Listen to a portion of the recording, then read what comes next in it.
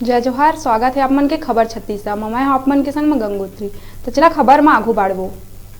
Korea जिला अस्पताल में कोविशील्ड वैक्सीन के लगभग 4000 ले ज्यादा डोज लाए गई।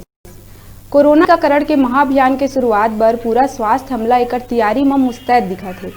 बीते रात जिला के वैक्सीन सेंटर में कोरोना वैक्सीन के पहली खेप पहुंच चुके हैं। जिला भर में 9000 मेडिकल स्टाफ ला वैक्सीन लगाए जाए, जिला लेके जनकपुर के सामुदायिक स्वास्थ्य केंद्र पूरा तैयार दिखी।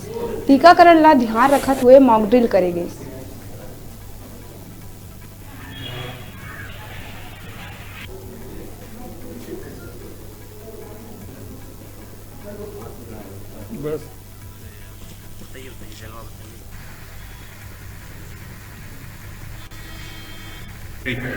कल कोविड-19 वैक्सीनेशन की प्रोग्राम जो चालू होने वाली है उसको परखने के लिए मॉक ड्रिल या ड्राई रन का आयोजन किया गया था, जो कि जिला प्रशासन के निर्देश में एसडीएम साहब की उपस्थिति में किया गया था। उस वक्त ब्लॉक टास्क फोर्स के सभी मेंबर मौजूद थे। उन्होंने देखा कि हमारे कर्मचारियों की क्या तैयारी है और जो कि लगभग 100% सफल रहा।